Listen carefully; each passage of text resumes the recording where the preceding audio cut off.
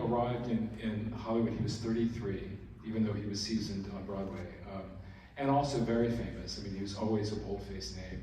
He was always squiring some, like, the most famous women in the world.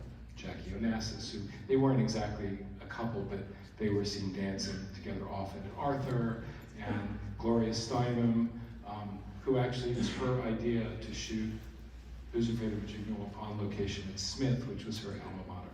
But so he arrives in LA, and you know, I've sort of come to the conclusion that it was both, like, he was David against Goliath, and in fact he was. And even though he was kind of a newbie, he had such a sense of entitlement, and he was so certain about his standards and his, his taste. And his taste had been seasoned by New York. I mean, his best friends were Leonard Bernstein, Stephen Sondheim, Richard Avedon, Susan Sontag. So just the level of his standards and what he accepted, and he used that.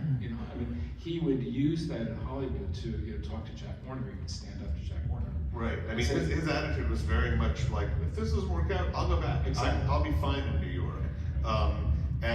And then, of course, movies being the addictive thing they are, after Virginia Woolf was a huge success and The Graduate was, he could never really say that to himself again with any conviction. He liked it too much to be able to pull off being able to say, I don't need this, I'll walk away from it if it doesn't work out. So it was kind of a good weapon for him to have in his first movie.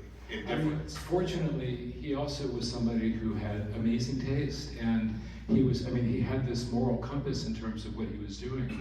That, in the research that I did, and I'm sure the research you did, he was somebody. He was like a true, like, auteur. He didn't write the films, but his standards were impeccable, and he had to kind of swat away what the studio wanted to try to get to.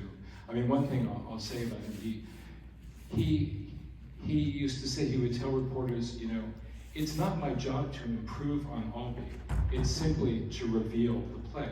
And he had to swat away Ernest Lehman's screenplay. He had to peel away to get it back to the original Albee play. He had to fight to make the movie in black and white. There were just so many dimensions to his intention, and you see it in the film. And I want to say that because, we're going to watch this movie, which I didn't write this book for no reason. I think this movie is a masterpiece. I'm not alone, but anyway, do we have time for a question or two? Two questions? Question number